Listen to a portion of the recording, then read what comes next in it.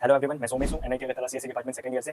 इस वीडियो में मैं बताने वाला हूँ जो भी आप लोगों के इनकम सर्टिफिकेट्स के रिगार्डिंग डाउट थे या जो भी थे, ये पर्टिकुलरली एनआईटी अगरतला के बच्चों के लिए ही हेल्पफुल होगा, क्योंकि मैं एनआईटी अगरतला का हूँ। मैं बहुत सारे आप लोगों को रिसिप्ट दिखाऊंगा, आपको ये भी दिखाऊंगा कि आपका पैसा कैसे फ्लो करेगा, आपका पैसा जो आपने सीट एक्सेप्टेंस फी, पार्शियल एडमिशन फी दिया था वो कहाँ एडजस्ट होगा, कैसे होगा।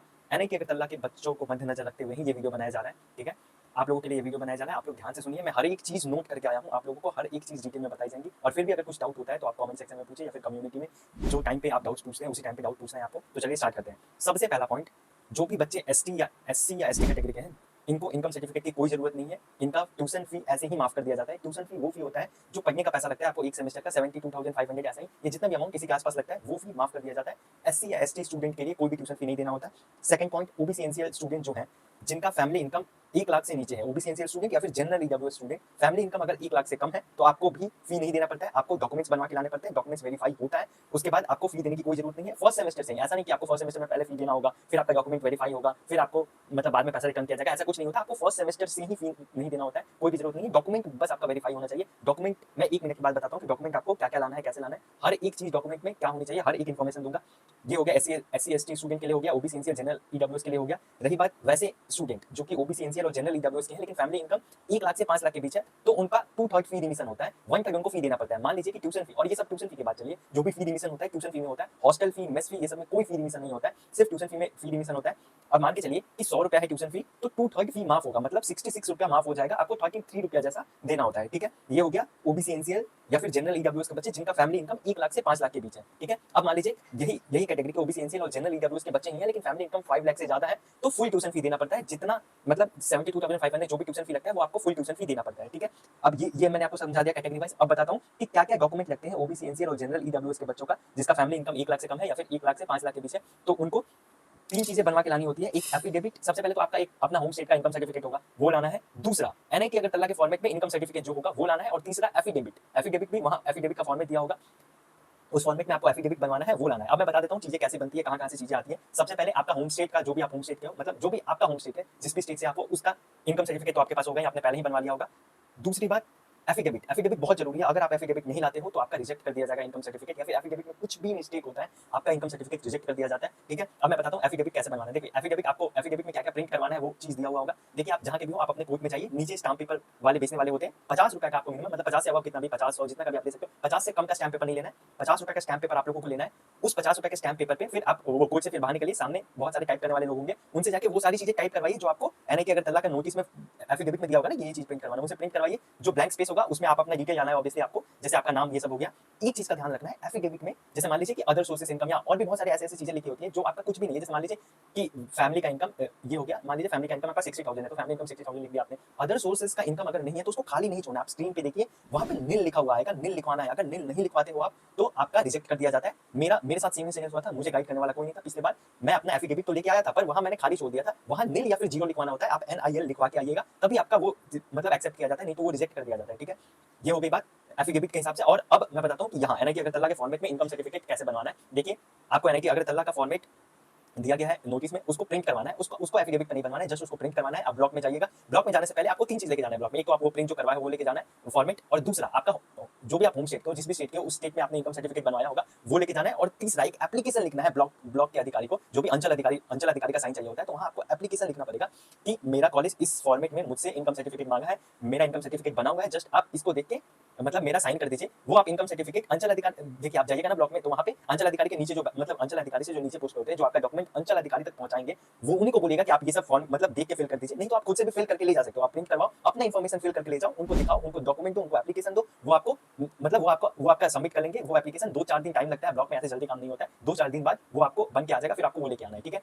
अब मान लीजिए कि ऐसा केस हुआ, हाँ लेकिन एक और चीज ध्यान है कि आप उस पर खुद से लिखो, ये आप यहाँ पे आके जब डॉक्यूमेंट वेरीफाई होगा तो ये चीज आपको यहाँ नहीं बोलना होता, क्योंकि आपका कोई अधिकार नहीं है कोई भी डॉक्यूमेंट पे अपना मतलब खुद से आप कुछ चीजें लिखो, आपका ये अधिकार नहीं है। इसलिए आपको यहाँ आके ये नहीं बोलना होता है कि ये मैंने खुद से लिखा है, जस्ट मैंने साइन ब्लॉक में करवाया। हाँ ऐसा होता है कि ब्लॉक वाले जो अंचल अधिकारी के नीचे वाले जो होते हैं वो बिजी होते हैं, तो वो बोलेंगे आपको कि आप खुद ही से वो लिख लो, मैं जस्ट देख लूंगा, वेरीफाई कर दूंगा, उसके बाद मैं आपका डॉक्यूमेंट पहुंचा दूंगा अंचल अधिकारी तक, वो साइन करके दे देंगे। तो आप वो खुद से भी लिख के उनको दे सकते हो, कोई दिक्कत नहीं। पर यहाँ जब आप आओगे तो ये चीजें बतानी नहीं होती है, और जो जहाँ भी आपका डॉक्यूमेंट वेरीफाई होगा, क्योंकि आपका अधिकार नहीं होता है उस पर लिखने का। ठीक है, ये डाउट भी क्लियर हो गया एफिडेविट को दिखाइए। अब देखिए ऐसा केस हो सकता है कि कोई बच्चा ये वीडियो आज देखे, मतलब आज 7 अगस्त है, कल देखे या फिर परसों, उसको फिर ऐसा डर हो जाए कि यार मैंने तो बनवाया ही नहीं, अब क्या होगा, मेरा इनकम सर्टिफिकेट रिजेक्ट हो जाएगा, ये वो।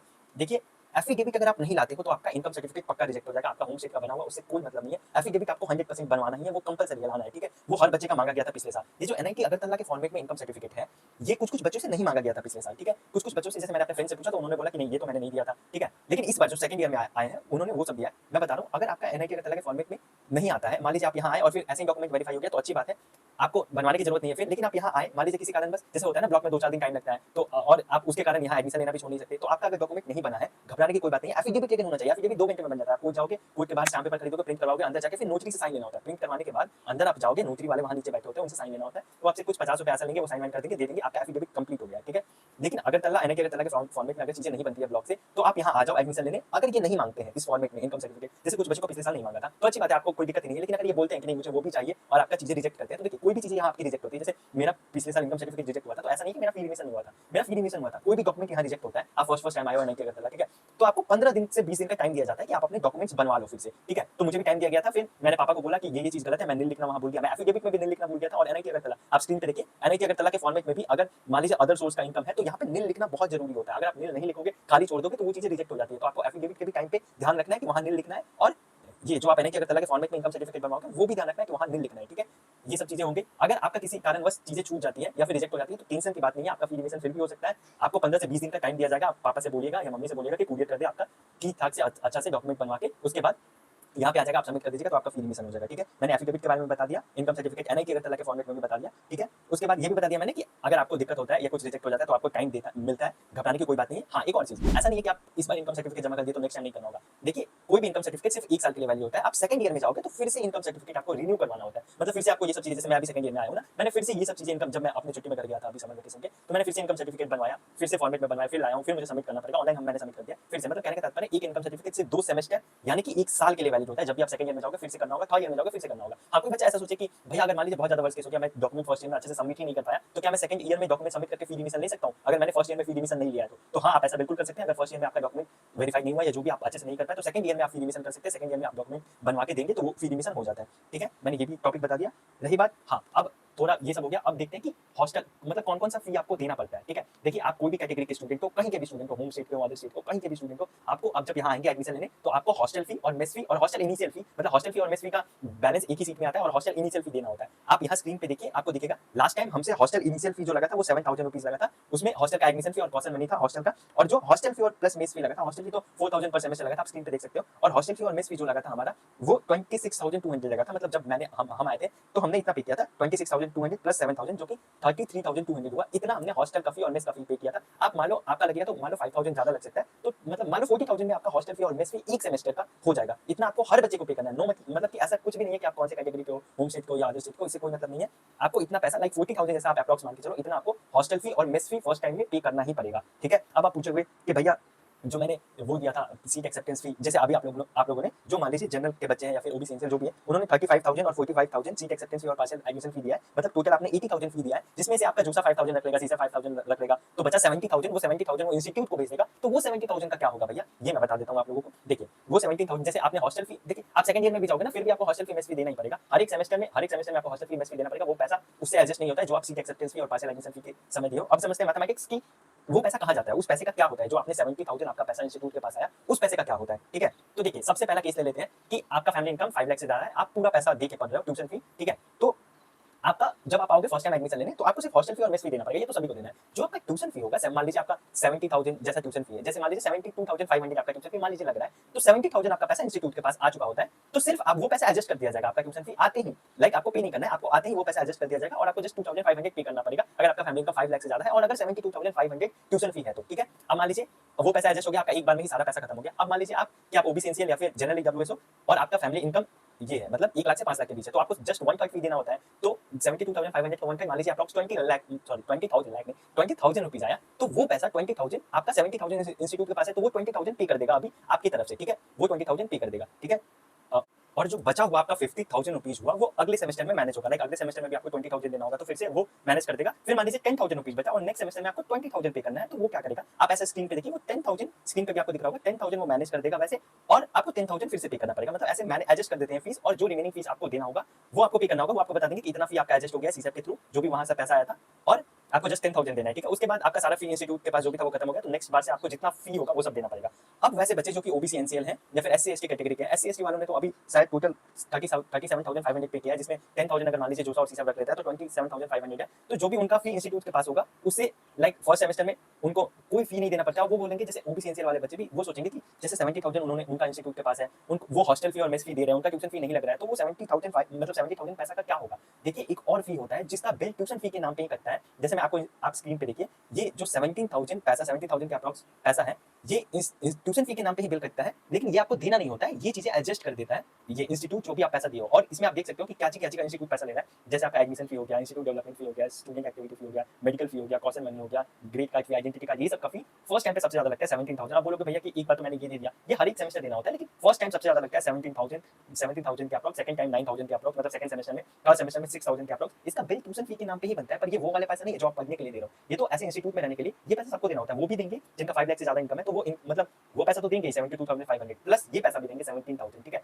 तो उनका ये सब जोड़ जाकर एडजस्ट होता है और जितना उनको फी और देना होता है वो देते हैं। पहले फी एडजस्ट होता है, जितना बचा हुआ फी है वो लोग वो देते हैं। तो आपका भी क्या होगा, आप ओबीसी एनसीएल हो या फिर जनरल ईडब्ल्यूएस हो, फैमिली इनकम 1 लाख से कम है, या फिर एससी एसटी हो, जो भी हो, आपका मान लीजिए 70,000 फी इंस्टीट्यूट के पास है, तो फर्स्ट टाइम ये 17,000 तो वो मैनेज कर दिया, फिर अगले बार 9,000 होगा वो भी मैनेज कर देगा, फिर 6,000 होगा वो भी मैनेज कर देगा। ऐसे वो पैसा मैनेज करता है, रिफंड नहीं आता है। और लास्ट में मान लीजिए आपका पैसा मान लीजिए 10,000 रुपया बचा, तो जब आप कॉलेज छोड़ोगे वो 10,000 रुपया आपको वापस कर दिया जाएगा, ठीक है। ऐसे होता है, वो लास्ट में होगा सारा फी एडजस्ट करने के बाद। और हॉस्टल फी, मेस फी, ट्यूशन फी, मतलब ट्यूशन फी एडजस्ट हो गया, हॉस्टल फी और मेस फी आपको हर एक बार हर एक सेमेस्टर में पे करना होता है, ठीक है। समझ आ गया कि आपका पैसा कहाँ जाएगा, क्या होगा। बहुत सारे आपको स्क्रीनशॉट्स बिल के पेमेंट्स आपको यहाँ स्क्रीन पे दिखे होंगे, अभी वहाँ से आप समझ सकते हो कि कैसे कैसे फी एडजस्ट होता है, ठीक है।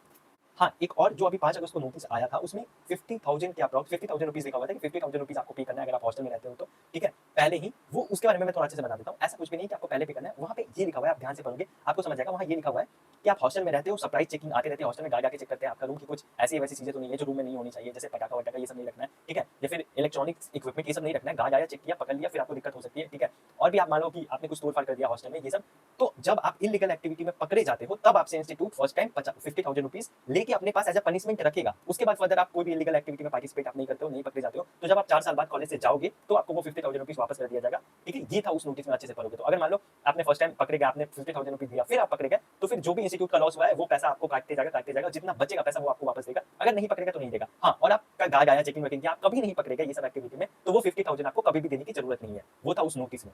तो ये सारे वीडियो को मैं समअप कर देता हूँ। कोई भी बच्चा आएगा तो उसको कितना पैसा लेके आना चाहिए इंस्टीट्यूट में, लाइक फर्स्ट सेमेस्टर में आता है तो देखिए हॉस्टल फी और मेस फी तो लगता ही है, जो कि आप 40,000 के अप्रॉक्स मान लीजिए, और आप आ रहे हो कॉलेज तो 10,000 रुपीज तो लेके आओगे। मतलब किसी भी कैटेगरी का बच्चा हो, कुछ भी हो, 50,000 रुपीज वो लेके आएगा अगर इंस्टीट्यूट, तो उसकी चीजें बहुत ही आराम से हो जाएंगी। हॉस्टल फी मेस फी भी वो दे देगा और वो यहाँ 1 महीना जैसे रह लेगा, मतलब उसका खर्चा निकल जाएगा, ठीक है। स्टार्टिंग में तो आपका भी खर्चा ज्यादा होता है, आपको गड्ढा ये सब बाल्टी ये सब बहुत सारी चीजें खरीदनी होती है, तो उस हिसाब से आप 50,000 रुपीज लेके आओगे तो आपका हो जाएगा। रही बात की फैमिली इनकम अगर 5 लाख से ज्यादा है तो ज्यादा पैसा लाना पड़ेगा, क्या कोई जरूरत नहीं है, आप 50,000 लाओगे तो हो जाएगा। मैंने बता दिया, आपका ट्यूशन फी एडजस्ट कर दिया जाता है आते ही, जो भी आप सीसेट या जो समय पैसा दो, सीट एक्सेप्टेंस फी और पार्शियल एडमिशन फी, वो फी एडजस्ट कर दिया जाता है। तो कहने का तात्पर्य, कंक्लूजन ये निकला, आप कोई भी कैटेगरी से हो, कैसे भी स्टूडेंट हो, अगर आप 50,000 रुपीज लेके आते हो तो आपका काम हो जाएगा, आप यहाँ रह लोगे, 1 महीना तक आप सर्वाइव कर लोगे, आपका हॉस्टल पेमेंट ये सब भी हो जाएगा, 1 मंथ तक आप सर्वाइव कर लोगे, ठीक है।